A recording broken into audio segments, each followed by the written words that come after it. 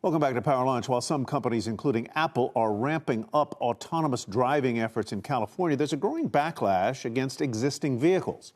This weekend in San Francisco, a crowd vandalized, there you see it, a Waymo self-driving car and set it on fire. It's not the first time people have attacked a self-driving car, but this incident may show growing public hostility toward them. And last night, the safety advocacy group The Dawn Project aired 2 Super Bowl commercials in some major markets, highlighting the supposed dangers of Tesla's self-driving software. The group calling for the American public to boycott Tesla following a series of fatal crashes. We should note we did reach out to Tesla for comment, but have not heard back. Here now is Dan O'Dowd, a tech billionaire and founder of The Dawn Project. Dan, welcome. I should point out, in the interest of full and self-disclosure, that I am an owner of a Tesla vehicle, a Model Y. Are we talking about accidents caused by the full self-driving software or the autopilot software, which is something less than the full self-driving, or both? Both are problems, though our focus has been primarily on the full self-driving, which is really the modern product. The autopilot product is essentially obsolete. It comes for free.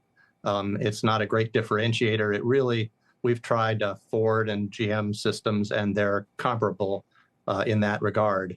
The full self-driving is the problem, where it tries to work on all roads, but it does so very poorly. You get in that car and you drive for a while, turning on FSD, full self-driving, and after a while, it will do something crazy. It's right there in the manual. It tells you it might do the worst thing at the wrong time. And that it does. It will steer into oncoming traffic, try to crash into something, drive the wrong way on a roundabout, something very, very scary. And it just happens all the time. Where is the federal government on this, the National Transportation Safety Board, the Transportation Department, and where has Tesla failed to act?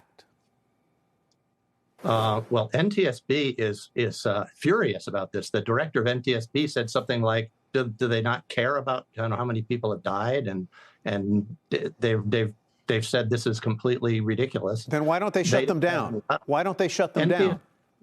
Sorry, NTSB has no power to shut anything down. That's NHTSA, the other agency that has the power. NTSB is an investigative organization. They look at crashes, they write reports and say why they happened, but they have no regulatory authority. They can't shut it down. Only NHTSA can, and they have many ongoing investigations. I've heard they've had 20 or 30 ongoing investigations. They have made some reports, but they've all been very mild.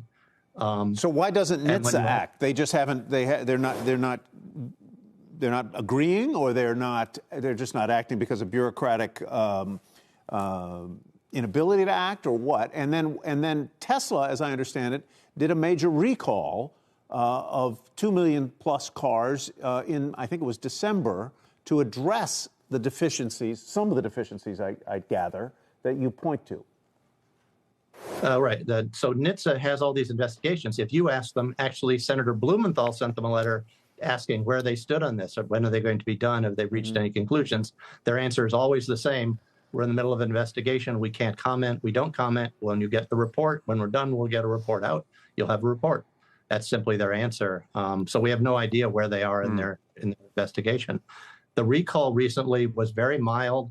Part of the issue, a key issue, is that which we highlighted in one of our Super Bowl ads, is that there have been a number of lawsuits of people who died driving with autopilot, and Tesla has escaped liability. They've been sued a bunch of times. They escaped the liability by saying, well, right on page 119 in the manual, it says that you can't use this on roads with cross traffic or stoplights or anything. It can only be used on a freeway.